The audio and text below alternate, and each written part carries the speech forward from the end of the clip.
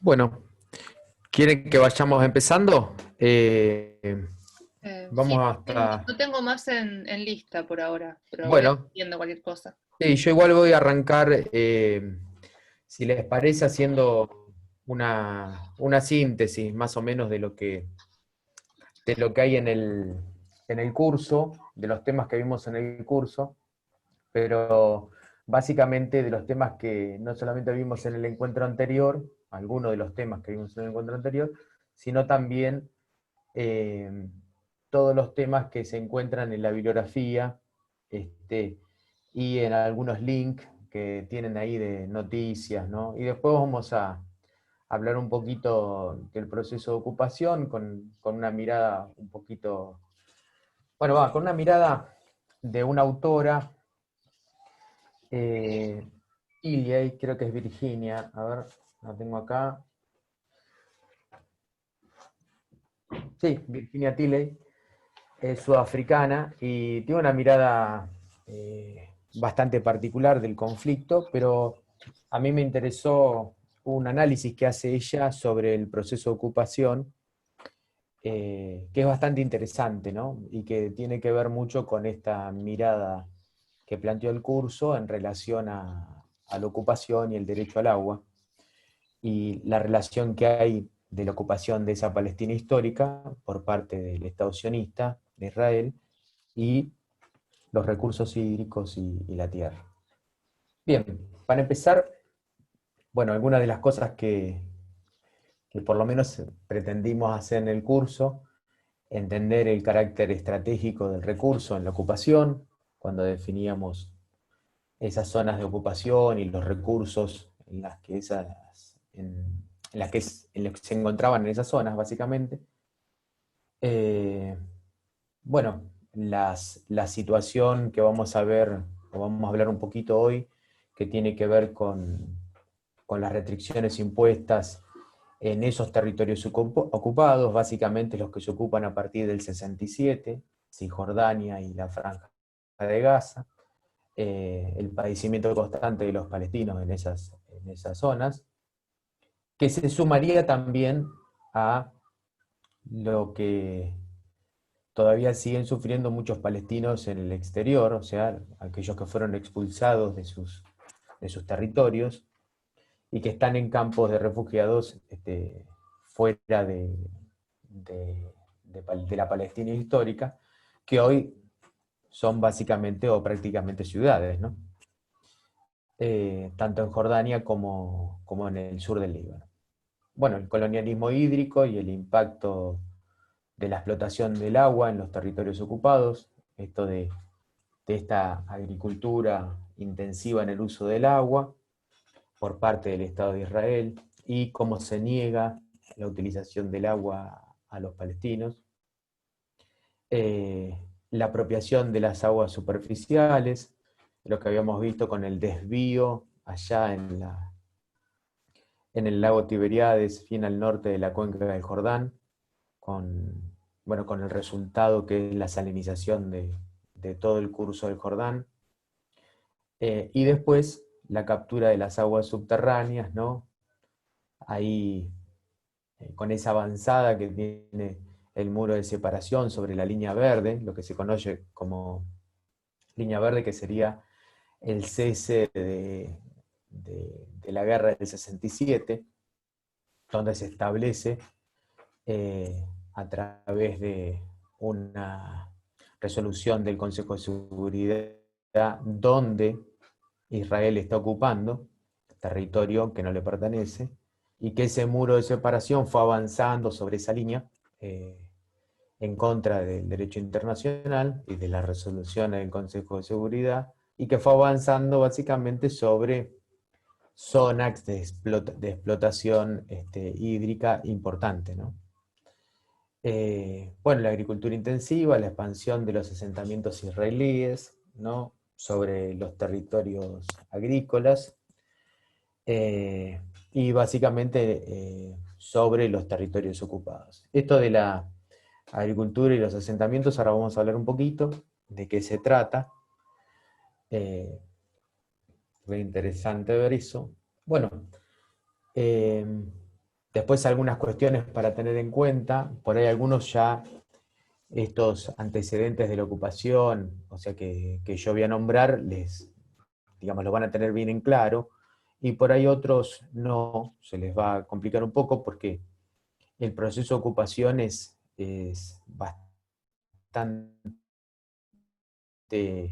vertiginoso, pero cuenta con una cantidad de hechos que se fueron suscitando rápidamente en pocas décadas, pero que fueron permitiendo la expansión y la consolidación del Estado de Israel. Bueno, la primera de todas es la Declaración Balfour del 67, 1967. Esta es la declaración que digamos que va a prometer al movimiento sionista el Imperio Británico, ¿no? De constituir un Estado judío en Palestina. Esa es una. Después la resolución 181, que uno puede tomar la resolución 181 como el primer proceso de ocupación, ¿no? Si digamos, bueno, ¿dónde arranca el proceso de ocupación? La resolución 181 da luz verde a la instalación del Estado de Israel. Y llamativo porque la resolución 181 no es no es una resolución de Consejo de Seguridad, ¿tá? Y es más una propuesta en su texto que algo resolutivo. Bueno, la proclamación del Estado de Israel a partir de la 181, en el 47, y lo que los sionistas van a llamar como la primera guerra árabe-israelí o la guerra de independencia. Eh, Llamativo porque la guerra se inicia con el final del mandato británico de Palestina, o sea que no, no hubo una guerra manifiesta contra el Imperio Británico, o sea, primero se disuelve el mandato británico de Palestina y después, en algunas horas después, se proclama el Estado de Israel y empieza un enfrentamiento con la población local, básicamente con la población palestina. Eh, Después, nosotros hablamos de la guerra de 6 días, del 67. ¿Por qué nos interesó hablar de ese hecho? Porque es la que va a consolidar la ocupación de los territorios que habían quedado bajo control jordano, en el caso de Cisjordania, y la Franja de Gaza, en el caso de, o mejor dicho, Egipto, en el caso de la Franja de Gaza, después de la guerra de mediados de la década del 50. Por eso estos territorios van a, digamos, a quedar dentro de la órbita de lo que va a ser la resolución del Consejo de Seguridad, la 242, como territorio ocupado, ¿no? No van a poder ser reconocidos como parte del territorio de Israel, pero que sí es interesante destacar porque si uno analiza eh, la guerra del 55, ¿no? Con la toma de los Altos del Golán y el sur del Líbano, y después la del 67, donde se va a ocupar Cisjordania y Gaza, y donde empieza el conflicto en el este de Jerusalén. Ahí es donde nosotros encontramos esos hechos necesarios dentro de la historia para hablar de ocupación y apropiación del recurso hídrico. Así que bueno, como les decía, la resolución 242 del Consejo de Seguridad, ¿no? Que es el reconocimiento, por un lado tiene algo negativo, que es el reconocimiento de la soberanía del Estado de Israel, pero también por otro lado le solicita que se retire los territorios ocupados, que son básicamente Gaza y Cisjordania. Y después los acuerdos de Oslo de la década del 90, que es donde termina, para algunos autores termina la conquista del agua por parte del Estado de Israel, porque se pactan volúmenes de distribución en los territorios ocupados y la gestión de los recursos hídricos por parte de Israel. Eh, bueno, ahí lo que uno ve es que, digamos, el incumplimiento de los acuerdos de Oslo se basan, por un lado, por el reparto de cuotas, o sea, básicamente por el reparto desigual del agua entre israelíes y palestinos, pero también por otro lado, también habría que entender que este reparto desigual se concreta o se lleva adelante por la cantidad de asentamientos ilegales que va a instalar dentro de los territorios ocupados el Estado de Israel. O sea, cuando uno dice, eh, porque si no uno podría decir, bueno, hay una especie de avaricia del agua donde vos acordás un reparto de 80-20% de agua, 80 para los israelíes, 20 para los palestinos, y dice, bueno, ¿por qué no lo cumplen? Bueno, en realidad no lo cumplen porque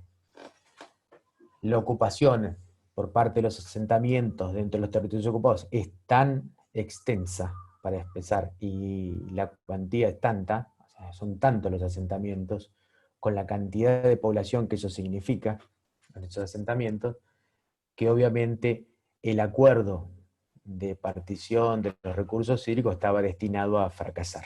O sea, ¿con esto qué quiero decir? Una cosa son territorios ocupados, donde el reparto de agua lo haga una autoridad militar en función de los requerimientos de ese momento, como estado de situación al momento de la firma de los acuerdos, y después lo que pasó, que es básicamente, ni bien se firman los acuerdos, el avance de los asentamientos israelíes en Cisjordania. Entonces, por eso es prácticamente imposible respetar esos acuerdos. Bien, eso era más o menos lo que yo quería avanzar como para decir, bueno, es lo que vimos en el curso, y mejor dicho, no solamente lo que vimos, porque algo se nos puede haber escapado en la otra reunión, y seguramente se nos va a escapar en esta, pero sí lo van a tener en todo el material que está en el curso, ya sea por bibliografía, o ya sea por las notas y los videos que nosotros destacamos para que ustedes los puedan ver y profundizar en estos temas. Bien, eso era como para cerrar un poquito lo que habíamos visto. Y, y bueno, quería hablar un poco de la ocupación, ¿no? Cuando yo nombré al principio a Virginia Tigley, que es sudafricana, ella tiene una visión bastante particular del conflicto, y nosotros vamos a ver, y esto es una generalidad muy, muy burda, dos visiones de lo que nosotros no queremos llamar conflictos, ¿no? Dos visiones de la ocupación, en términos de cómo va a terminar esto. Una de las visiones es la que exige la constitución de un Estado palestino, ¿tá? Y la otra es esto de la idea de un Estado, dos pueblos, ¿no? Virginia Tilley está más que nada en esta última visión de la cosa, digamos. Su visión es que es imposible generar un proceso a la inversa, ¿no? Digamos, un proceso de levantamiento de los asentamientos israelíes de las zonas ocupadas. Debo aclarar que esta es una visión que ella no ve digamos, es como que el análisis histórico que ella hace la hace ver de forma pesimista la formación de un Estado palestino, eh, y analiza otras variables que tienen que ver con, digamos, cómo se han vulnerado derechos de una población palestina, pero también cómo se han vulnerado de parte de la población israelí. Entonces ella ve una especie de Estado que indefectiblemente con el tiempo va a ir hacia una transformación, ¿no? Una transformación democrática seria, a una integración de los pueblos y las minorías dentro de todo el territorio, y a una discusión mucho más profunda de un imaginario, de un Estado israelí puro, ¿no? Dice, bueno, el Estado de Israel va a ser un Estado judío, dice, eso va a ser medio difícil, porque si no, estaría yendo hacia la conformación de un Estado étnico. Bueno, esa es la visión de ella. A mí lo que me interesa del trabajo es que cuando ella habla de la ocupación, habla de dos cuestiones muy interesantes. Ella habla de la malla física de la ocupación y de la malla política. Y cuando habla de esa malla física de la ocupación, ella tiene en cuenta, algo muy interesante, las mismas regiones, los mismos espacios de los que estuvimos hablando en el curso. O sea, los altos del Golán, el norte de la cuenca del Éufrates, perdón, del Jordán, Cisjordania, la Franja de Gaza y Jerusalén. Y cuando ella habla de la masa física, de la malla física, habla de estas cuatro regiones, y ella lo expresa, el libro es del 2008-2009, dice, en esas regiones hay más de 230 asentamientos israelíes. Muchos de esos asentamientos tienen más de 20.000 a 25.000 habitantes. Y el desarrollo de infraestructura que se hizo en esos asentamientos tiende, a lo que ella dice, a conformar una malla de interconexión, no solamente entre los asentamientos, sino de los asentamientos con el territorio israelí.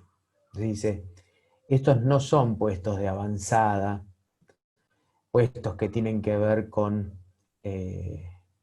digamos, momentos transicionales, ¿no? Que si, bueno, esta gente va a estar ahí trabajando, viviendo, mientras dure la ocupación hasta que se resuelva. Ella lo que dice, que ha visitado muchas veces el lugar, dice, y lejos de ver algo que va a durar poco tiempo, lo ve más que nada como un espacio construido, un territorio, una prolongación del Estado de Israel sobre la zona ocupada. Bien, ella después rescata algunas cuestiones, y por ejemplo cuando habla de la malla física o de los altos del Golán, les quería leer unos fragmentos, ¿no? Dice, cuando se refiere a los altos del Golán, dice, su destino final sigue pues siendo esencial para una paz regional completa, dice. Es una región visualmente imponente, cuando habla del Golán, básicamente es una región enorme la que tomó Israel de Siria. Dice, con 33 asentamientos judíos dispersos en un escarpado paisaje lunar marcado por 131 aldeas árabes destruidas que fueron bombardeadas y arrasadas por Israel tras la huida en el 67. Dice, esas más de 130 aldeas significan 100.000 sirios, 100.000 población siria que fue expulsada del lugar. Dice, una retirada israelí del Golán presenta los mismos problemas que en otras regiones, cuestiones de ideología, seguridad y especialmente agua. El acuífero del Golán es decisivo para Israel. O sea, yo después leyendo a Virginia Tilley, su caracterización de esa malla física coincidía con el análisis, si quieren, hidrológico de la cuenca del Jordán. Y lo que vemos es, bueno, básicamente acá, cuando hablamos de los Altos del Golán, no estamos hablando de territorio palestino, estamos hablando de territorio sirio. Y lo que uno ve en esos Altos del Golán es que el Estado de Israel está o tiene esa región con un estatus diferente a las otras tres, porque es una ocupación sobre un Estado vecino, no sobre los territorios pretendidos de Palestina, pero que tampoco está dispuesto a negociar en términos de devolver el territorio. ¿Y por qué? Bueno, básicamente porque cuando nosotros contábamos y decíamos el 40% de su desarrollo productivo se basa, o mejor dicho, el agua utilizada para su desarrollo productivo, un 40% de la misma se basa en esos territorios ocupados. Y para tener en cuenta, los Altos del Golán son la fuente de todo el acueducto nacional. O sea, de todas las granjas de toda la agricultura de regadío que se hace a lo largo de la llanura costera y el sur, o sea, el desierto del Negev. O sea que ahí, digamos, para entender por qué no se lleva adelante la negociación. Bueno, hay muchas negociaciones que están de embajada a embajada y de murmullo en murmullo, pero lo cierto es que no hay ninguna ocasión de entregar esos territorios. Podrá haber algún tipo de arreglo para que vuelvan a ocupar algunas aldeas sirias, algún, alguna posibilidad de trazar una nueva frontera dentro de los Altos del Golán, pero lo que sí está claro que Israel esa zona no la va a dejar. Después ella habla de otra zona que nosotros no hablamos mucho, pero que es muy interesante, que es la ocupación de Jerusalén. Dice, básicamente Jerusalén, uno podría decir, bueno, es una ciudad que tiene en términos religiosos un valor bíblico, pero no solamente para los judíos, sino para los cristianos y los musulmanes, pero digamos que ese valor podría entrar en juego en el discurso, si se quiere, pero ella, y ahí les leo otro fragmento, habla de otra cosa, ¿no? Dice lo siguiente, dice, los asentamientos en y alrededor de Jerusalén Este, que es la parte ocupada por el Israel, son geoestratégicos también en el sentido de que unen ininterrumpidamente la cadena continua de construcciones que se alarga hacia el este a través de Cisjordania hasta el valle del Jordán. O sea, toda la ocupación del este de Jerusalén no se limita a la ciudad, sino que se limita a avanzar hacia el valle del Jordán en la zona, o en el territorio, si se quiere, más angosto de Cisjordania. O sea que ahí dice, ahí hay toda una cuestión que se solapa con la necesidad en términos bíblicos de mantener a Jerusalén como capital del Estado de Israel, dice, pero en realidad hay intereses que van un poco más allá y que son, digamos, más fáciles de explicar cuando uno ve algunos de los asentamientos.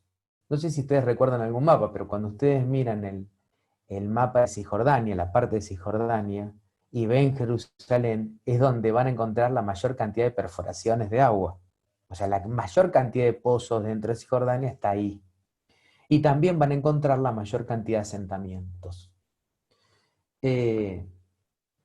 Básicamente, por ejemplo, dice, Israel no piensa someter a negociaciones esos barrios.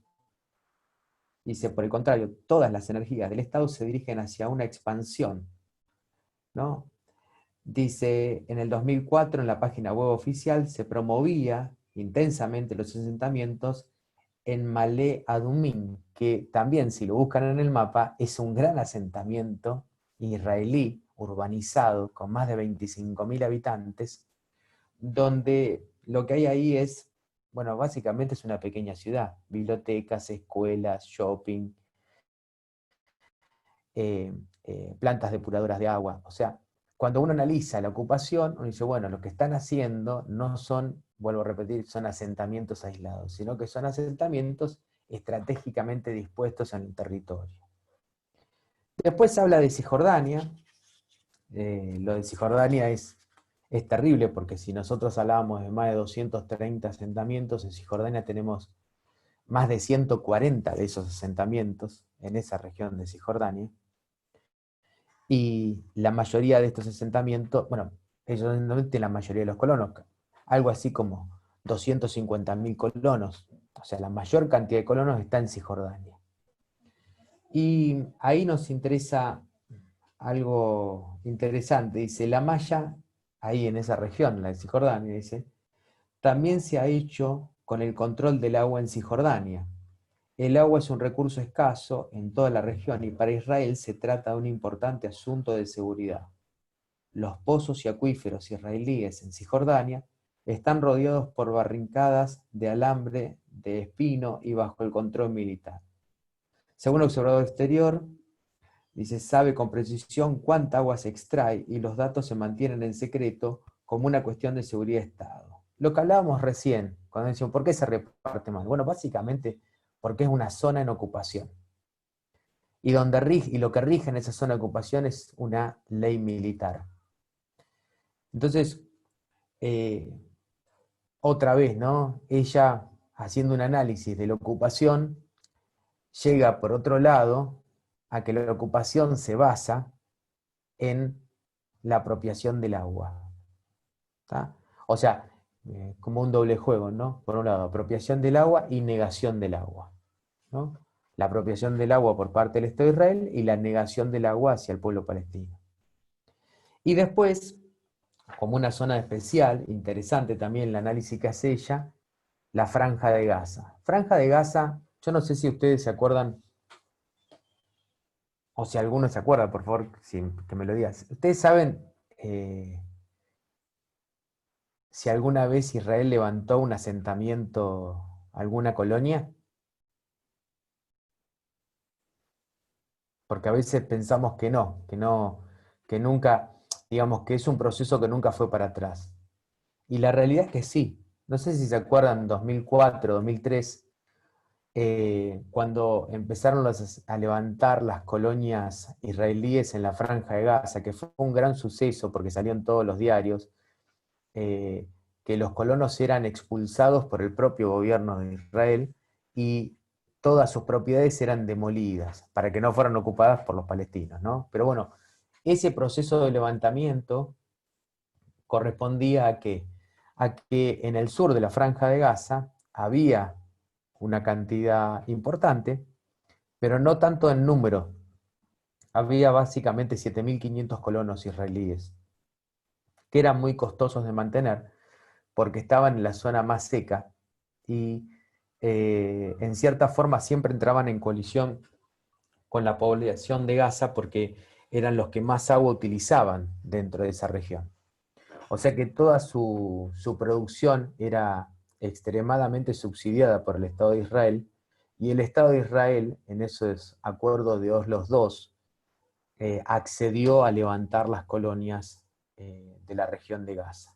Aparte de que era un foco de enfrentamiento constante con la población gazatí.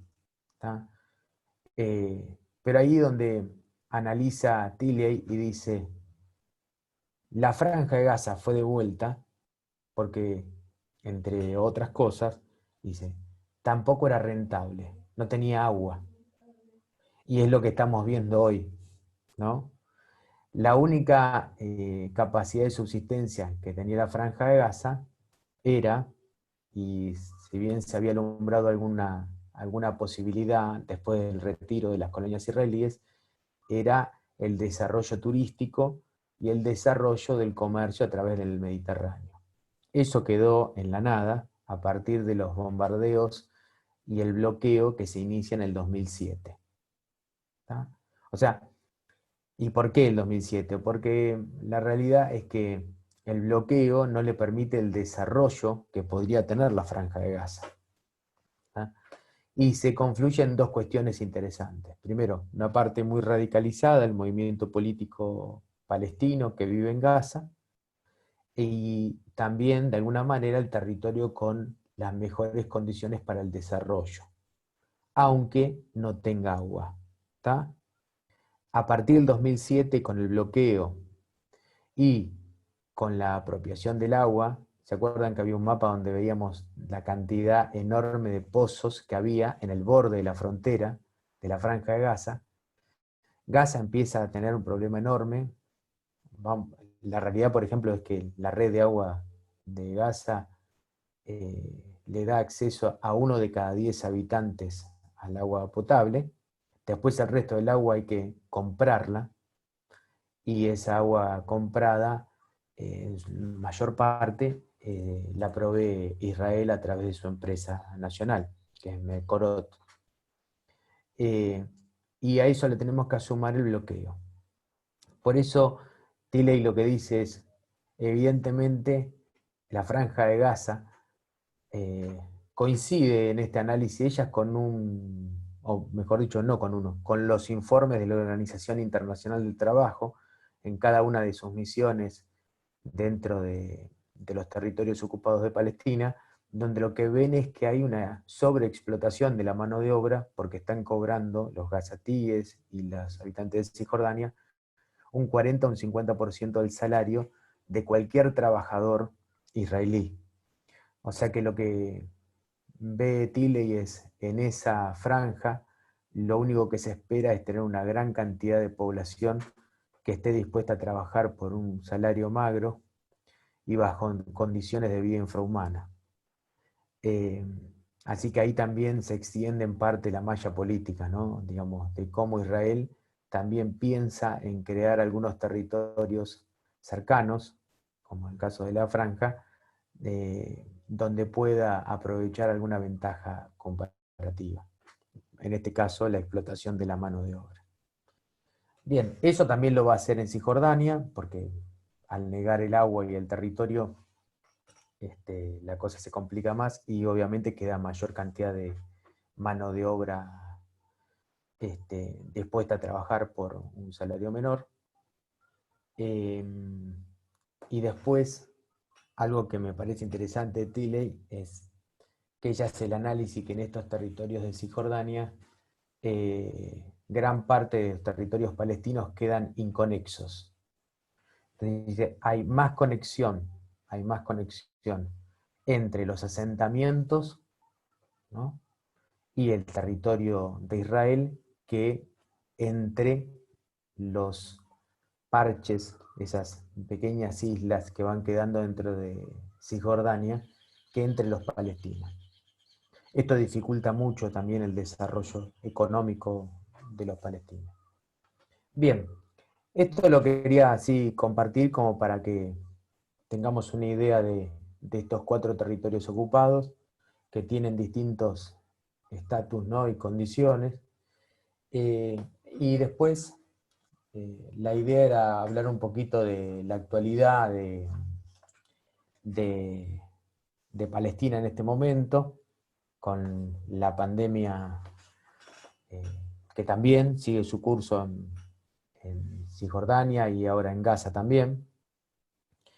En el caso de Gaza, algunos números que son sorprendentes, ¿no? Son 365 kilómetros cuadrados donde viven 2.200.000 habitantes. Ahí les dejé, no sé si lo vieron en un documentito Word, que hay unas noticias de un párroco, hay una nota del Vaticano, donde hablan especialmente digamos, de cómo soporta la población de Gaza la pandemia, ¿no? O sea, la cuarentena, estar encerrados o, digamos, hacer cuarentena dentro de lo que sería una cárcel. En algún punto dice, bueno, primero es una complicación la cuarentena en Gaza. En este momento, mes de septiembre, están en un aislamiento total, porque están tratando de parar la circulación del virus. Y lo primero que destaca uno de los párrocos cristianos dice, primero, el hacinamiento de la población es moneda común. ¿Tá? O sea, para lo que nosotros es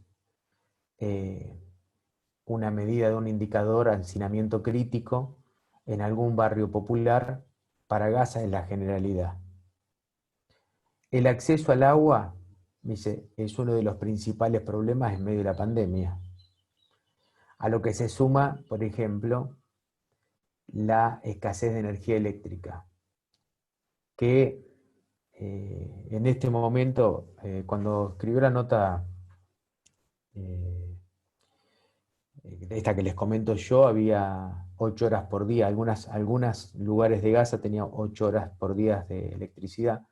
Hoy ya Gaza tiene 20 horas semanales de electricidad, es lo único que tiene.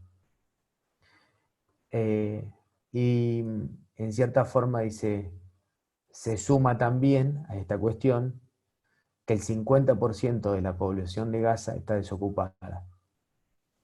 O sea que el aislamiento y la cuarentena lo que está haciendo es recrudecer las condiciones que ya existían. ¿tá?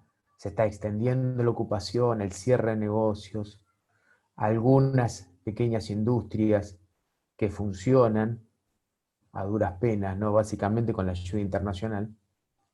Dice, ahora está todo más complicado porque se suma al bloqueo, se suma la restricción de circulación, que no queda otra porque si en Gaza se llega a expandir el virus libremente, podría generar una matanza horrorosa. ¿Y por qué? Porque también más de la mitad de la población infantil está malnutrida. Que incluso algunos indicadores cambiarían. Ustedes saben que la pandemia de COVID es bastante benévola con la población joven. Bueno, en este caso no se podría asegurar, porque esa población joven está extremadamente malnutrida y con otras enfermedades que podrían complicar los cuadros, como por ejemplo las enfermedades intestinales producto de un consumo de agua contaminada. Así que bueno, estuve relevando alguna información, la ayuda que fue llegando de las comunidades religiosas, ¿no? De los consejos católicos, tardó meses en entrar, gracias a las restricciones que impone el Estado de Israel. Este mes entró ayuda hospitalaria y con insumos de parte de Turquía a la Franja de Gaza. Y los casos, que la última información que tuve son realmente imponentes, ¿no? En algunos lugares hablan de más de 200 muertes hasta la fecha, otras hablan de 260 y de más de 30.000 casos. Pero pareciera que la situación está controlada digamos, en el lugar más complicado, que es Gaza.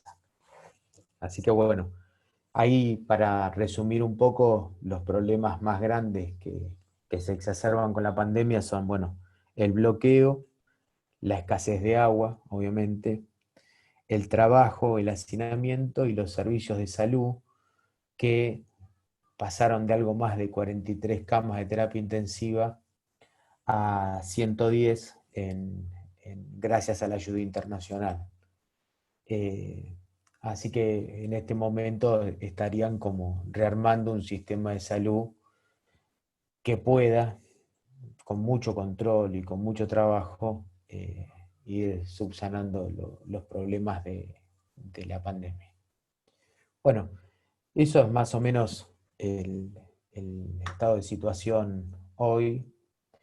Y bueno, y quería compartir con ustedes esa visión de Tilley de las 4 regiones de la ocupación, que a mí me parecía interesante porque ella llega con otra visión, con otra mirada del problema, pero va al punto, ¿no? O sea, a la cuestión del agua como algo esencial en el proceso de ocupación. Bueno, no sé si alguno tiene alguna pregunta, algún comentario, así abrimos unos minutos de diálogo.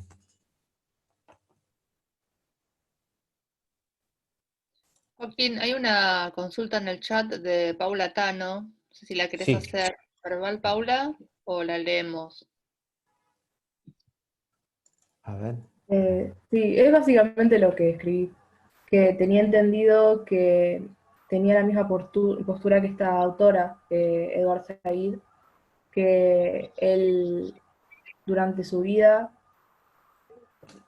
era como para ver si estaba en lo correcto. Durante su vida tuvo esta postura de que no es que desapareciera Israel, sino que formaran un Estado con dos pueblos conviviendo en paz. Sí, ahí hay ciertas cuestiones que, bueno, lo que pasa con Edward Said es que también él va teniendo toda una historia en relación al reclamo palestino y, y es normal que en muchos casos la idea de 2 estados empieza a flaquear, ¿no? O sea, la realidad misma demuestra que incluso en algún punto hoy puede ser posible pensar en un Estado con dos pueblos, ¿no? Dos naciones, y también puede ser posible pensar en una igualdad de derechos. O sea, ¿hasta qué punto sirve el reclamo nacional en estas condiciones? Yo igual de todas formas, digamos, en este punto, ¿no? Cuando llegamos a este punto, eh, trato de ser muy respetuoso porque por ahí uno está dando un curso que tiene que ver con el derecho al agua, ¿no? Y, y trata de entender que este es un proceso de ocupación, o sea, no me quiero olvidar de eso, y que en realidad la salida la van a tener que dar los palestinos en Palestina, ahí, luchando, ¿no? Esto es más o menos, ¿vieron cuando Trump expone su solución final? Que era, que básicamente Trump ahí cuando expone su solución final está hablando de dos estados, ¿no? Obviamente, el Estado palestino con una soberanía reducida, condicionada, frente al Estado de Israel, y con unos territorios cercenados, balcanizados, ¿no? Pero también en ese punto uno podría decir, no, no está bien la propuesta de Trump, pero bueno, en realidad los que van a tener que decir si está bien o no está bien van a ser los palestinos en la lucha de todos los días, ¿no? Y de acuerdo a la solución que busquen sus, digamos, sus estructuras políticas, sus líderes, sus movimientos de base. Después uno puede tener distintas posturas. Si tienes como Virginia Tilley que dice, bueno, yo no veo posible la construcción de dos estados. Bueno, eso es una visión que está bastante sesgada porque Virginia Tilley habla mucho y escribió mucho sobre la finalización del apartheid y las luchas en Sudáfrica para terminar con el apartheid, y, y por ahí ella encuentra algún punto de relación entre lo que pasó en Sudáfrica y lo que pasa en Palestina. Pero sí, Edward Said va cambiando su pensamiento y bueno, y no está mal porque se basa en la experiencia que él va logrando, ¿no? Con el tiempo. Después, bueno, cada uno podrá sacar sus conclusiones en relación a cuál va a ser lo más viable, ¿no? Yo particularmente, sí, pero es una opinión muy personal, ¿no? Yo creo que todavía hay margen para los dos estados. ¿Qué, digamos, qué va a significar eso? Y más tiempo, más lucha, más paciencia, más, digamos, más cooperación internacional, pero a mí me parece que hay lugar por los dos estados. Bueno, siempre lo pongo desde este punto de vista. Nosotros los argentinos vivimos en un país ocupado y mantenemos un reclamo sobre una parte de nuestro territorio que está ocupado por Inglaterra y, digamos, constitucionalmente se mantiene el reclamo y uno puede decir, bueno, habrá posibilidades, ¿no? Bueno, no sé, ¿no? El tiempo lo dirá y también tenemos idas y vueltas sobre esos reclamos, depende de qué gobierno esté, los reclamos se hacen más serios o más contundentes y en otros momentos hacemos reclamos, no me acuerdo bien qué muñequitos era que le habíamos mandado a los isleños, eh, no me acuerdo, eran los de Winnie Pooh, creo que en el gobierno de Menem fue, no me acuerdo. Bueno, hicimos reclamos de todo tipo. Después tuvimos reclamos más duros cuando les prohibimos a las naves británicas que puedan recalar en puertos argentinos. O sea, digamos, parece que nosotros vivimos un poco esa experiencia, ¿no? El reclamo territorial. Y me parece que, bueno, que si el pueblo palestino está dispuesto a seguir luchando, tiene que seguir luchando. Yo siempre creo que, les cuento algo, ya que estamos hablando de las dos salidas. Yo cuando me puse a estudiar para trabajar en la materia Oriente, una de las cosas que más me llamó la atención fue el mito de David contra Goliat, ¿no? Es el mito de la construcción del Estado de Israel con todo el mundo árabe en contra. ¿Está? Es la historia épica de una epopeya muy bien contada y narrada, pero que tiene como, uno se da cuenta que hay mucha mitología en el cuento. Y cuando uno termina de analizar todo el proceso, por eso yo insisto tanto, se da cuenta que lo único que hay ahí no hay una epopeya, sino un proceso de ocupación, y que no había David contra Goliat. Era algo muy distinto a eso. Entonces, cuando uno analiza eso, uno lo que se da cuenta es que décadas y décadas de reclamos palestinos tienen que ver con qué, básicamente con un proceso de una injusticia total, de ocupación de un territorio de más de 10.000 años, de tratar de barrer con una nación, con una cultura, con sus propias estructuras, ¿no?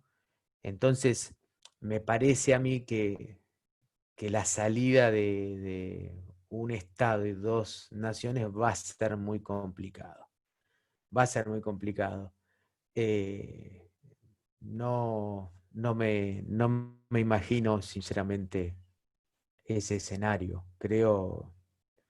Sí me imagino un escenario de conflicto y por ahí un proceso largo, pero no me imagino que el pueblo palestino deje de reivindicar por un Estado, ¿no? Ese es mi punto de vista, ¿no?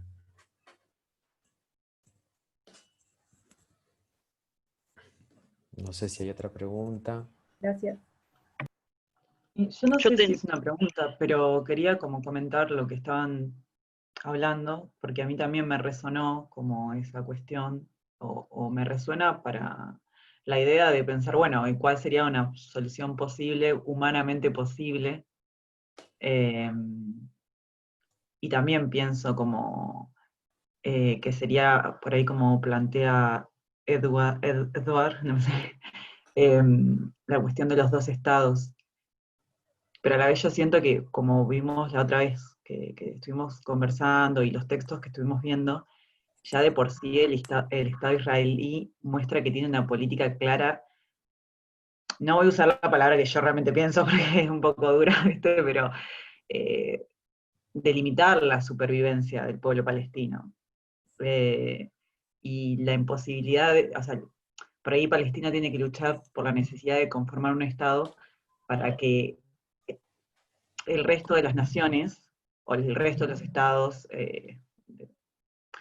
puedan apoyarlos o no, digamos, como que en realidad les conviene por ahí como una cuestión política a nivel nacional, a nivel internacional, la conformación misma de un Estado para poder pedir los derechos que implica ser un Estado. Eh, Porque creo que, bueno, ahí lo último que dijiste respecto a que dos naciones dentro de un Estado, también me resuena a experiencias anteriores dentro de la historia de la humanidad, donde estados similares al israelí han básicamente avasallado a otras naciones dentro de su territorio a través de diferentes métodos de exterminio. Es muy, como que el hecho de atacar el recurso necesario para la supervivencia del pueblo te deja como bastante claro que esa es la política desde por lo menos ese sector, digamos, nada, eso como que quería comentar que me parece que... Sí, por ahí digamos, el tema es que esos procesos, digamos, habría que poner, si uno mira la propuesta de Tilley o esta propuesta de un Estado, dos naciones, ¿no? Al proceso desde el punto de vista de conformación del Estado de Israel como un Estado étnico, la cosa se complica. Digamos, uno podría decir, bueno, si estaríamos enfrente de un Estado en términos de lo que se llamaría, no un ideal, pero aproximado de un Estado moderno, donde la ciudadanía la marque precisamente un Estado en relación al derecho, ¿no? Una situación de la persona en función del derecho, la cosa sería diferente. Para empezar, por ejemplo, los territorios ocupados ni siquiera son administrados de acuerdo al derecho internacional. ¿Está? Y uno dice, bueno, ¿qué sería el derecho? Bueno, si vos ocupas un Estado ocupa un territorio, tiene que velar por las mínimas necesidades de la población que se encuentre en ese territorio ocupado. Bueno, Israel no lo hace. Entonces, ya se hace un poco difícil. O sea, me parece que sería tan largo el proceso de discusión y de concreción de un Estado de este tipo, del mismo modo que pensar que el Estado de Israel va a aceptar a población étnicamente diferente, incluso va a dar los mismos derechos. O sea, es como que en la experiencia uno está diciendo que más allá de una reivindicación nacional, los palestinos necesitan su Estado a modo de protección, ¿no? También. Claro, Y sí, yo bueno, lo sentí como, por lo menos lo interpreté de ese lado también, como que en realidad si se plantea una lucha actual para el pueblo palestino es la conformación de un Estado que le garantice tener derechos internacionales frente a su situación de ser avasallados por otro Estado que es el de Israel, que está avanzando sobre su territorio, sobre sus recursos naturales, tipo un planteo bien así, bien claro respecto a cómo claro, poder dar frente a este avasallamiento histórico que ha tenido el pueblo palestino durante todo el siglo XX. claro, sí, sí, sí, se entiende. Había un Joaquín, disculpa. comentario. Sí, Sí, no, una sola cosa quería resaltar de lo que habías dicho hace un ratito respecto a la ayuda internacional y que era una de las formas que el pueblo palestino podía recurrir para poder salir de esta situación, pero hasta el momento se ve claramente que la ayuda internacional no llega y que evidentemente responden a intereses que en este momento no les conviene que el pueblo palestino salga de esa situación, sobre todo de esa condición inhumana en la que la tiene sometida Israel. Cómo no se, en un momento en el que se condenan los crímenes de lesa humanidad, esto no se toma como tal. claro. Bueno, hay un gran... Israel tiene un poderío importante, o sea, una maquinaria del lobby de la agenda internacional que es poderosísima, ¿no? Eh, por eso, bueno, imagínate que eh, cualquiera de nosotros haría el ejercicio de tratar de encontrar qué es lo que está pasando en términos de noticias, ¿no? No decir, bueno, quiero ver la difusión de lo que está pasando en Palestina. Y bueno, te cuesta bastante. No es que no hay nada, pero te cuesta bastante. Y la mayor parte de la información la vas a encontrar en portales de noticias por internet. O sea, no, digamos, no es noticia esto en los medios masivos más populares, ¿no? Lo que quiero decir, prendés la televisión y no salen las noticias estas constantemente. Entonces, sí es cierto que la ayuda internacional llega, pero llega a destiempo. También es cierto que no solamente se juega acá la falta de voluntad para colaborar con el pueblo palestino, sino también que se juega contra un bloqueo, ¿no? Contra el bloqueo de Israel.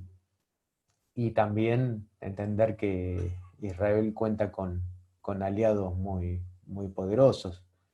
Entonces, por ahí uno también puede invertir la visión, ¿no? Decir, bueno, la ayuda de Turquía en los últimos días es, no digo tanto por lo que pueda implicar cuantitativamente esa ayuda, porque no lo sé, pero sí digo en términos simbólicos, en este contexto, que Turquía haya tramitado y que hayan podido lograr enviar ayuda humanitaria, básicamente, es toda una jugada.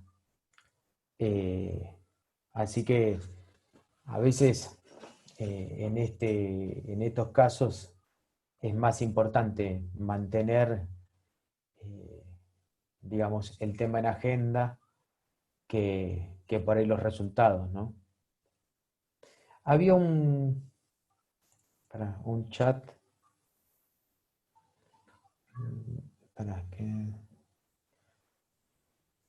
Ahí quería preguntar si saben cuál es la discusión de los partidos del Estado de Israel. Sí que hay crecientes municiones contra Netanyahu, hay partidos con internacional con palestino. Ahí.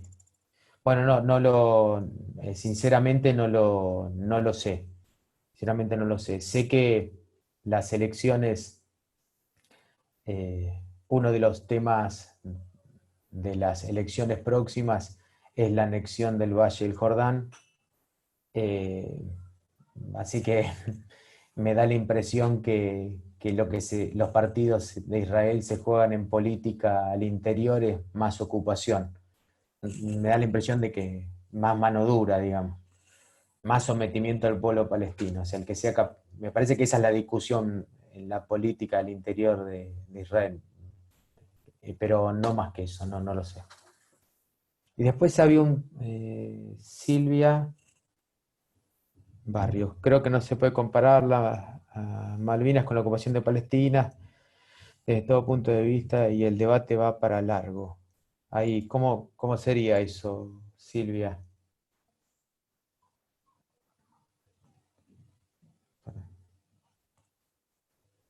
Para que no se te escucha, activa Ahí Ahí está, está. ahí está. Ahora sí, ahora sí. Hola. Buenas tardes. Sí, me parece que no se puede comparar por diferentes razones. Primero que estamos hablando de una isla, con el caso de Malvinas. Después que en Malvinas se aplicaron los criterios de derecho internacional. En la guerra, por más que haya sido una ocupación de un gobierno bueno, un gobierno, en todo caso, yo le digo ocupación al reclamo nuestro, porque fue hecha por un gobierno autoritario, ¿no? Y sin embargo, Israel es una democracia ficticia, en todo caso, porque es una dictadura, en todo caso. Lo que se hace con el resto de la población, ¿no? Más con la población que vive adentro, que no es judía, ¿no? O incluso con los judíos que no son sefaradíes, creo. Sí. Y entonces hay muchas cuestiones que creo a mí que no, a ver, que transgiversas. Lo que sí dijiste hace rato es que sí mantener en la agenda durante mucho tiempo en la agenda de Naciones Unidas este conflicto es lo único que hace que sea visible, tanto para nosotros, eso sí es lo único que le veo una comparación certera. Pero la verdad que la postura de crear dos estados cuando prácticamente se está expulsando hacia el exterminio a una población, como lo dice bueno, Nur Marshallah, o el otro autor, como es el que habla de la Nakba, ahora se me fue el nombre, pero que es Sí, Papé. reconocido, Papé. Y bueno, y me parece que yo me acerco más a esas posturas, y cuanto más se avanza en esta situación, más difícil es consolidar dos estados. Y con lo que usted dijo, a raíz de la autora de Tilly, que los asentamientos son asentamientos fijos, que no se puede, ya para no destruirlos más, es prácticamente imposible que se los pueda sacar. Y la Liga Árabe los está justificando, y cada vez más estados pertenecientes a la comunidad internacional lo están justificando. Y las Naciones Unidas, si quisieran, podrían actuar o escuchar cómo es a Palestina. Yo no sé, desconozco si alguna vez Palestina pidió la intervención de la ONU en esto. Eso es algo como es que capaz que tendría que indagar bueno, o se los dejo como una pregunta de cátedra, ¿no? Pero si no es así, tampoco, si alguna vez se hizo, la comunidad internacional no hace nada. Se hacen más cosas en África que lo que se está haciendo en Israel. Por más que África no le importe a nadie. Es un ejemplo que yo doy, bueno, es mi pensamiento, ¿no? Pero bueno, no sé qué opina, y tampoco eso que yo pensaba acerca de si existe una resolución o no sobre que hayan pedido los palestinos la intervención de la ONU o el apoyo, si es que se llegó a dar, porque no estoy segura si eso ocurrió, la verdad, entonces no lo puedo afirmar. A nadie parecería interesarle. Y sabemos, bueno, bueno, hay un autor que seguramente, no sé si ustedes lo conocen, Ernest Gellner, que habla sobre, que es antropólogo, y que casi todas, para este caso, el trato sobre este caso, habla sobre el exterminio, que las poblaciones se pueden expulsar, a ver, se las saca del lugar por exterminio, expulsión o asimilación. Y Israel está haciendo un exterminio y una expulsión a la vez, porque cada vez que construye un asentamiento, produce un exterminio, y una expulsión, y el exterminio continúa más allá de no solamente de la expulsión, sino con todas las otras cuestiones las políticas que va llevando a cabo para producir que la población de Palestina no se reproduzca. O incluso por más que los palestinos tengan mayor capacidad de reproducirse que los israelíes, en las condiciones de vida en que están, en que viven, no sé cuánto puede servir porque esa es la política que tienen ellos, ¿no? La de la reproducción, y mantener a Palestina viva a partir de mantenerla, bueno, su cultura como si su identidad, y que exista gente joven. Y esa política sola me parece que no alcanza sin otro apoyo. Entonces, por eso yo veo muy difícil esto de 2 estados. Y bueno, y si vos sabías, si hay una resolución de la ONU o algo, te hago esa pregunta. Y si no, no. Sí, las resolución de la ONU, lo que hay siempre de la Asamblea General viste que no son resolutivas, lo que diga la Asamblea General no es resolutivo. Hay infinidad de pedidos de resarcimiento y del cese de la expansión de las colonias. Y lo que sí hay, vos decías por ahí los gobiernos palestinos, sí hay, porque estuve leyendo algunas de los pedidos de los gobiernos palestinos al Consejo de Seguridad, para que actúe en función de parar los asentamientos. También esto, porque por ahí uno puede caer en una mirada pesimista. Nosotros tenemos que pensar también que hoy Palestina es un miembro observador de Naciones Unidas, es un Estado observador. No es un Sí, Estado como todos los demás, pero es un Estado observador. Creo que hace un poquito más de 10 años. Pero porque no antes es no era. no es reconocida por todos los estados Claro, tampoco. pero es reconocida por más de 150 estados. Sí, O sea, digo, me parece que como que el papel que le toca jugar en esta lucha es obviamente una lucha bien asimétrica y que no está en el mejor lugar. Pero cuando uno analiza desde el 47 a esta parte, porque uno se analiza el 47 es la guerra de ocupación, Ujú. nada más que eso, o sea, es un territorio ocupado, un pueblo expulsado. Y todo el proceso que sigue me da la impresión de que, si bien no es el escenario más optimista, yo creo que toda la dinámica de expansión del Estado de Israel estaba pensada para un pueblo que se iba a rendir. Y el 67 marcó otra cosa.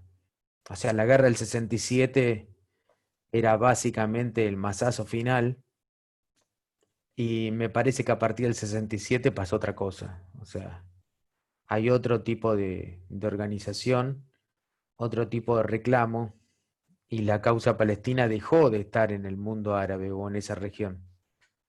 Pasó a ser algo más internacional, si querés. Pero por ahora la única misión que yo conozco que existe es la del Sinaí y que está por fuera de Naciones Unidas. Y la verdad que los países que participan ahí son muy pocos y la capacidad de acción que tienen es muy poca. Es más, hasta la base del Sinaí es atacada totalmente por grupos extremistas que por ahí no tienen nada que ver con, a ver, con Sí, sí. los de la región, ¿no? Pero y están prácticamente atados de pies y manos, por decirlo de una forma coloquial.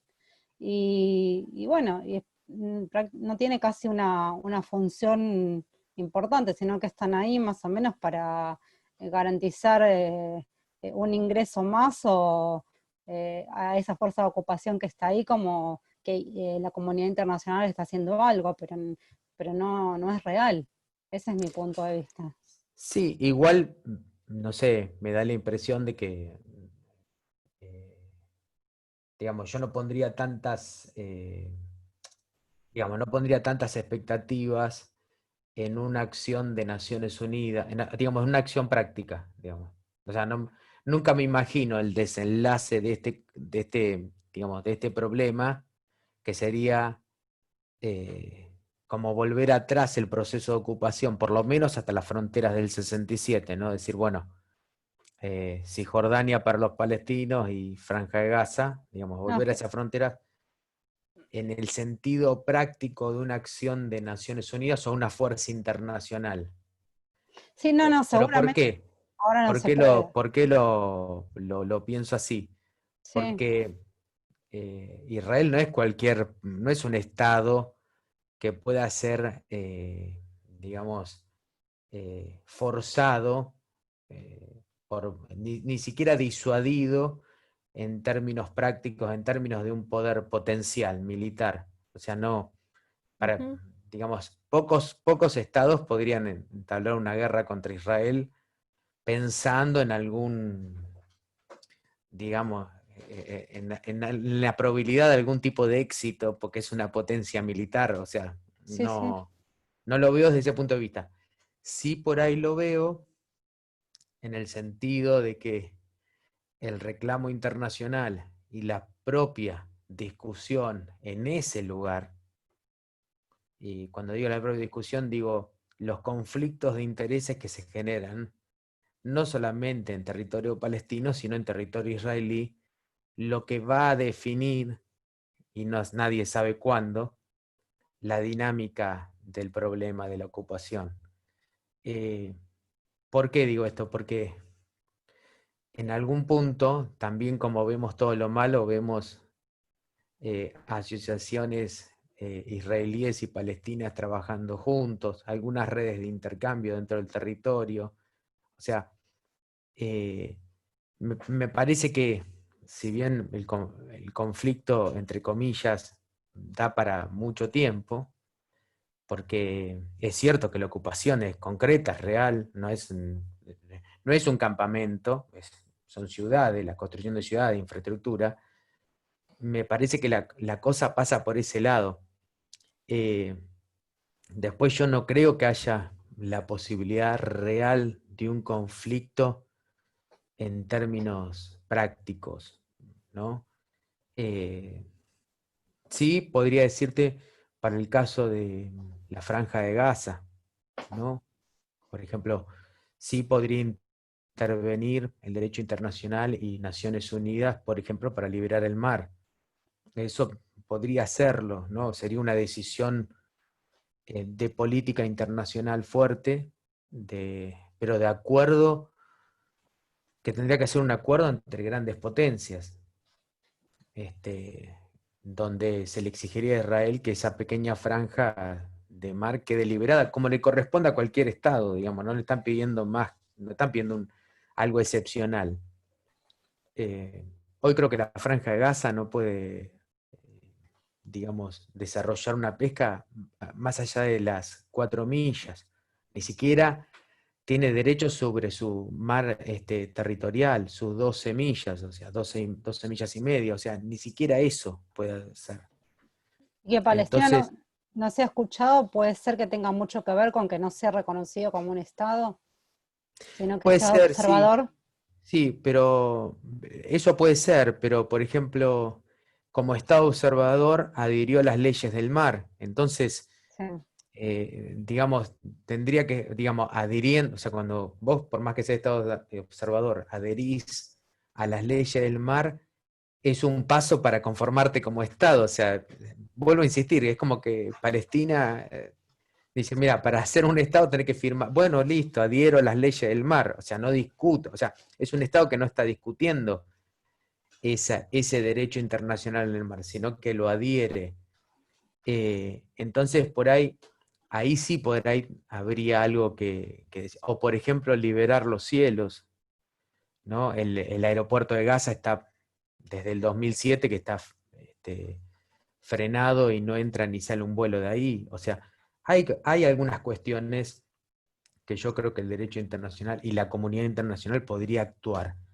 ¿Por qué digo esto? Porque no significa, en términos prácticos, empezar a levantar asentamientos israelíes. O sea, no, No, eso no. no Eso me sería parece que eso. O sea, no, incluso no, poner en funcionamiento un aeropuerto, eh, respetar el espacio aéreo de un Estado, respetar todos los espacios marítimos que le corresponden por derecho. O sea, digamos, ahí no habría un conflicto, porque también es cierto que nosotros hablábamos recién de una malla física, pero también para Israel cada uno de estos asentamientos habla también de una malla política, porque cuando yo digo hay más de 250.000 colonos en esos asentamientos, son más de 250.000 personas que votan, o sea, que votan dentro de Israel y que son ciudadanos israelíes. Entonces, y que tienen familiares en otros lugares de Israel, o sea que, digamos, cuando vos decidís una política, Israel decide una política para los asentamientos, es una política que tiene que tener alguna cabida y alguna llegada dentro de la población israelí, o sea, de los votantes. Por eso cuando preguntaban recién, no sé bien cómo es en los partidos, lo desconozco, pero sí sé que en la agenda política de Israel la anexión del Jordán es un tema importantísimo, y no precisamente no anexionar, sino anexionar el Jordán, o sea, que la población israelí en algún porcentaje, no sé cuál, está esperando algún tipo de política en ese sentido. ¿Está? Entonces, por ahí la cosa es más complicada. Sí es cierto que la comunidad internacional, por medio de Naciones Unidas, podría empezar a trabajar en otros espacios que no significa, como mínimo, intervenir infraestructura construida por los israelíes. Vuelvo a no, insistir con la Franja de Gaza. no, pero por ahí evitar que sigan avanzando en lugares donde hasta ahora no avanzaron. Bueno, esa es una, pero por ejemplo, ahí tenés el problema de que si bien no hay asentamientos, por ejemplo, el Valle del Jordán está militarmente controlado, Sí. que es lo que nosotros decíamos cuando hablábamos de la 242, o sea, de esa ordenanza del Consejo de Seguridad. Establece que Israel ha ocupado un territorio que no le es propio, que está ocupado ese territorio. y le asigna obligaciones sobre esa ocupación. Es un doble juego esa resolución, porque uno dice, bueno, por lo menos no lo reconoce como territorio israelí, pero sí reconoce como territorio ocupado. Y la ocupación significa mantener, digamos, monopolio de la fuerza en todo el territorio. Por eso ocupa todo el Valle del Jordán. Ujú. Aunque no A ver, tenga colonias, lo está ocupando militarmente. claro. Y bueno, y la legislación, porque uno de los graves problemas que tenemos es, por ejemplo, la ocupación de tierras y la extracción de agua. Está bajo legislación militar, que es la Orden 92. Entonces, ahí hay toda una cuestión que incluso el propio Consejo de Seguridad debería revertir. Porque, por ejemplo, ¿cuál es el plazo de la ocupación? Pero bueno, ahí ya entramos en otra cuestión, porque si vos le ponés plazo a la ocupación, vencido el plazo, tiene que intervenir Naciones Unidas. Sí, no lo van a hacer, porque Exacto, y políticamente no. tenés que aplicar sanciones sobre Israel, principal socio geopolítico de Estados Unidos en la región. O sea, Sí, y recordemos que Naciones Unidas funciona con el Consejo de Seguridad, un Consejo de Seguridad que 5 miembros permanentes, mejor dicho, uno de los 5 miembros permanentes tiene poder de sí, veto. O sea que sí, sí, ya estamos, o sea, ya de por ahí ya empezamos mal, porque sí. supongamos que el Consejo de Seguridad se pone firme en esto Ujú. que estamos hablando con vos, que decir, por ejemplo, decir, bueno, por lo menos establecer un freno a las colonias en los territorios donde todavía no se han ocupado. Bueno, pero vos vas a tener el problema ahí de Estados Unidos en el Consejo de Seguridad, que esa Ujú. resolución la va a vetar. Sí, Entonces, me parece que es un proceso mucho más lento, ¿no? sí, sí. Eh, a mí me llamó la atención una vez en una exposición con el embajador de Palestina en la Argentina, Usni, eh, que la gente, o por ahí ante la injusticia, tenemos como, no sé, queremos, por lo general somos ansiosos los seres humanos frente a los problemas, los queremos resolver y a veces son problemas pequeños, a veces. Y hay cosas que ni siquiera deberían llamarse problemas. Pero frente a esta injusticia uno dice, bueno, ¿cómo puede ser que pase? ¿Cuándo se va a solucionar? Y dijo algo que a mí me quedó grabado, dice, ni siquiera militen en contra del Estado de Israel, porque no es el objetivo ese. Dice, militen en términos humanitarios por los palestinos. O sea, los palestinos son un pueblo, y Ujú. para constituirse como tal y ser reconocidos necesitan un Estado. Militen por eso. La causa va a llevar mucho tiempo. Y terminó algo así, la frase, esto que te estoy contando, dice, hace 10.000 años en ese lugar había palestinos. Y seguramente dentro de 10.000 años en ese lugar va a seguir habiendo palestinos. Ahí, o sea, yo cuando lo escuché a él, no que Sí, me lo dijo alguien que milita la causa, él nació en un campo de refugiados. mm, Es hijo de la ocupación israelí, como palestino. sí. Si él ve la lucha de esa manera, por eso nosotros pertenecemos a una cultura occidental que nos cuesta entender estas dinámicas. Sí, El problema no se va a solucionar ni hoy, ni mañana, ni en 20 años. Ahora el no, no, pueblo palestino está dispuesto a luchar 2.000, 3.000, 4.000, 5.000 años más. Ese es el problema para el sionismo, que sí. tiene otra raigambre cultural. Ujú. O sea, a los palestinos, cuando uno ve cómo vive, dice, pero ¿cuánto van a estar así? ¿100 años más? Pero el problema no son 100 años más. El tema es que esto no se termina y están dispuestos a luchar por miles de años. Y por ahí sí, el tema sería ese, decir, bueno, claro, por ahí la cosa es tan difícil porque querés borrar del mapa una cultura de 10.000 años. No, y Entonces, además alguna vez Palestina fue un país. Lo que pasa es que todavía no existían Naciones Unidas. Claro.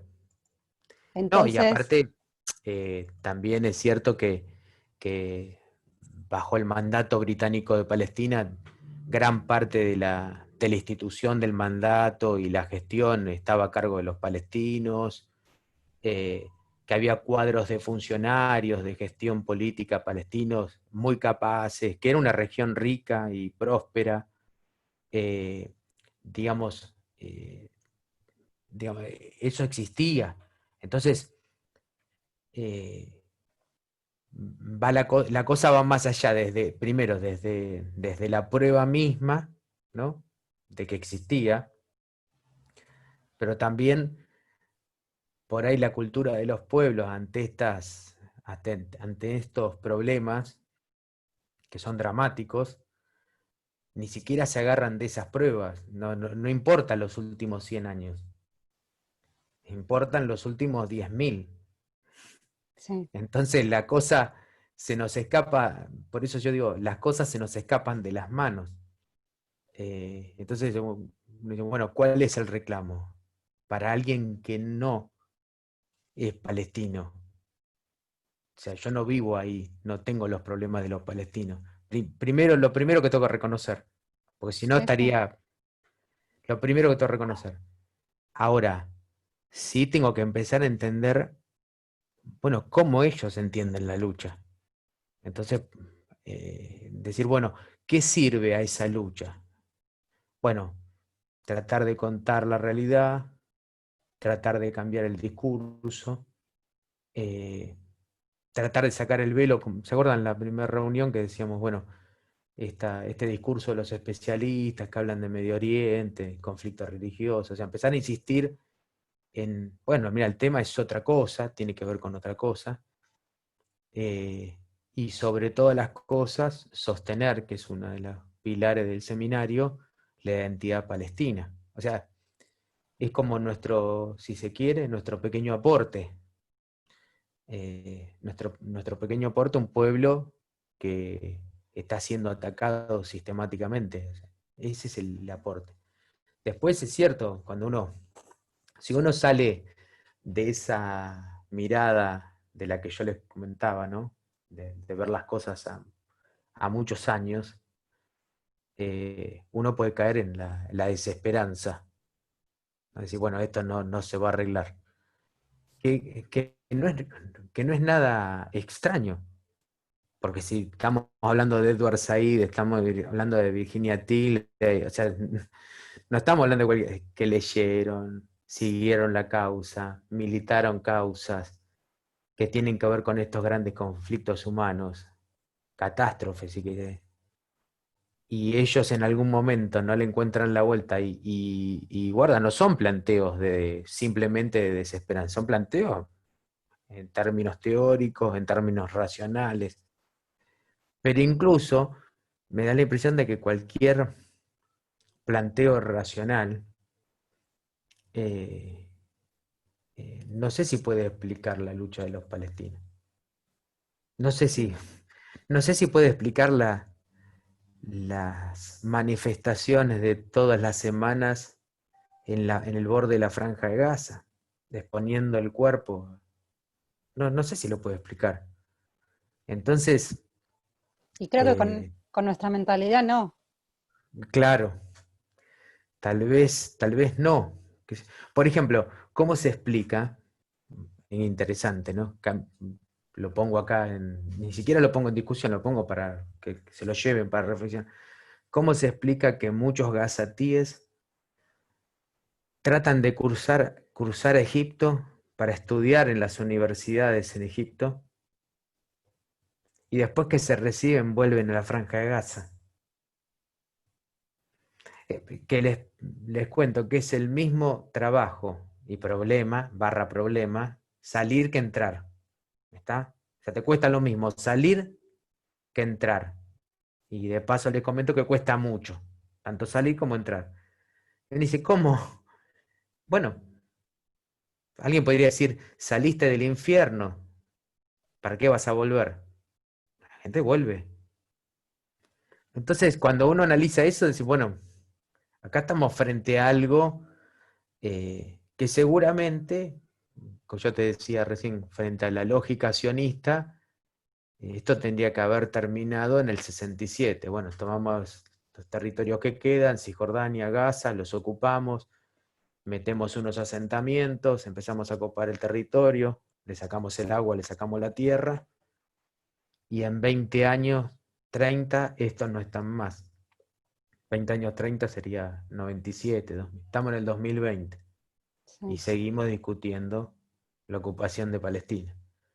Además, lo que vale para el derecho internacional sería la decisión de estos colonos, que no el territorio en sí. Por eso también, como vos decías, sí una similitud en el caso de Malvinas, que no se puede hacer el reclamo por el territorio directamente, sino tratar de ir por otra parte, porque si no perderíamos, porque prevalece el derecho de los pueblos. Y obviamente la mayoría de esas personas que está ocupando son israelíes y van a apoyar pertenecer al Estado de Israel. Tampoco Sí, se los podría igual sacar. el derecho, digamos, ese derecho de la autonomía de los pueblos también está sesgado. En el caso de Israel, con los asentamientos, y en el caso de Malvinas, por eso no tiene y tiene que ver, porque la ocupación británica de Malvinas es población implantada. Sí. Y en el caso de los colonos en Palestina es población implantada. Entonces, Sí. digamos, lo que sí uno podría decir, por eso cuando uno me dice, bueno, ¿cuál es la voluntad? En el caso nuestro de Reino Unido y en el caso de los palestinos Pero de... la Sí, jurisprudencia, jurisprudencia internacional, en el caso de la población implantada, les da la razón a la voluntad de esa población implantada. bueno, también podrá dárselo, sí, podrá dárselo, pero el problema es, digamos, el problema más grave es que cada vez que hay un caso donde se echa mano a esa jurisprudencia, posiblemente tengas. En el caso de Israel la cosa es complicada porque Sí. eh, Israel como Estado se niega a discutir esa jurisprudencia. Ujú. Igual que Porque, Inglaterra. claro, porque cuando vos hablas de población implantada, uno dice, bueno, vamos a dar el derecho a la población implantada, pero te tenés que someter a la discusión de cómo se implantó esa población.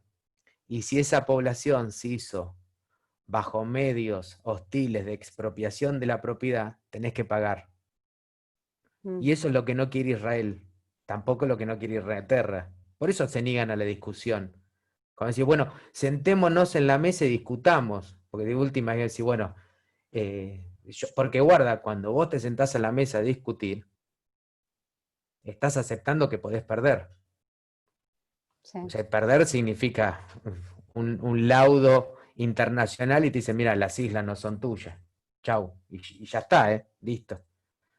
En el caso palestino es lo mismo.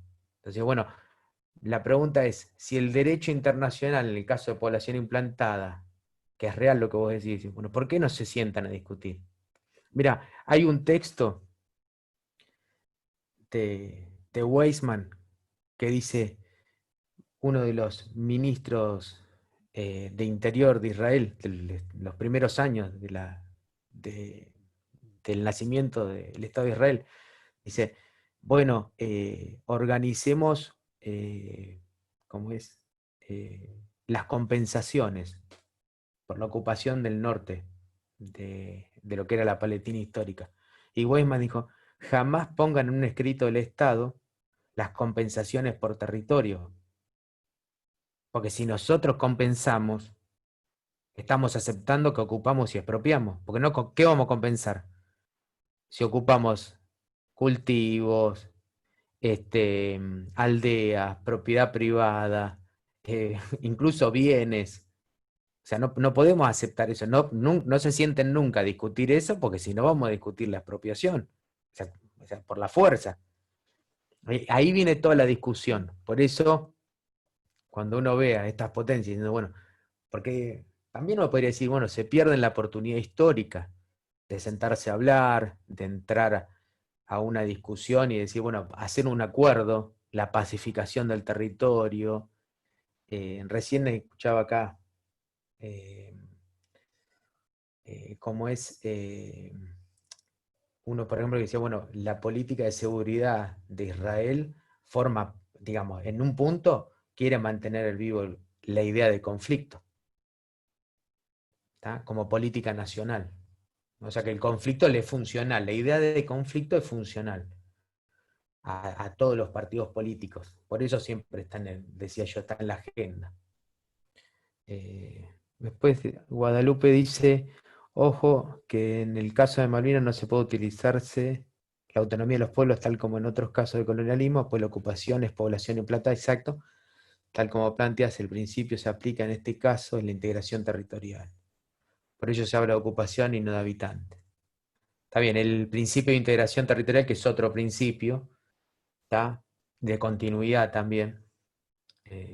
Bueno, en el caso de Palestina ese es un principio que estaría a la orden del día, ¿no? Cuando uno mira la primera propuesta de la 181 es impresionante cómo parte un territorio de una manera bastante aleatoria. Bueno, vamos a ir cerrando, pero les quería comentar algo antes de terminar. El próximo encuentro, que ya es en octubre, ese encuentro va a ser un encuentro para hacer algunas consultas en función del trabajito que hay que entregar. El trabajo que hay que entregar no es nada complejo, ¿tá? Es más o menos esto último que estuvimos haciendo. Digamos, es redactar, si les pareció alguna temática nueva, o yo igual, está aclarado ahí, pero se los digo ahora, ya que los veo, si alguna de las temáticas les pareció que no la conocían y que les sirvió para profundizar un poco más. Y también nos interesa que ustedes pongan en ese texto las temáticas que ustedes conocen, ¿tá? Las cosas que ya sabían, que ya tenían estudiado, como por ejemplo el tema de las guerras, que es un tema bastante, por ahí es uno de los temas donde más se ha trabajado, ¿no? Las 4 guerras árabes israelíes, todo el proceso ese de construcción del Estado a partir de esos eventos. Pero bueno, un poco es lo que quedó del seminario, o mejor dicho, del curso, ya sea de contenido o de enfoque, y después narrar un poquito lo que ustedes ya conocían, y que les pareció bueno, que no, digamos que no incorporaban gran cosa por el simple hecho de que ya estaban en tema. Eso es simplemente la actividad para nosotros tener un poquito una idea. Nos sirve mucho porque nos sirve, por un lado, para saber si la propuesta ayudó en algo, o sea, brindó una mirada que fue un poquito más allá de la que ustedes tenían, y por otro lado, también nos sirve a nosotros saber que la gente que se anotó al curso ya conocía determinados temas y que ya los manejaba. Para nosotros es muy importante saber eso. Así que, bueno, si no hay ningún comentario, nada, yo los despido y nos veremos el próximo encuentro. ¿No? Ahí. Listo. Bueno, listo entonces. Nos vemos, suerte y gracias por participar. Chao, hasta luego. Hasta la Nos próxima. vemos, suerte. Nos vemos. Hasta luego.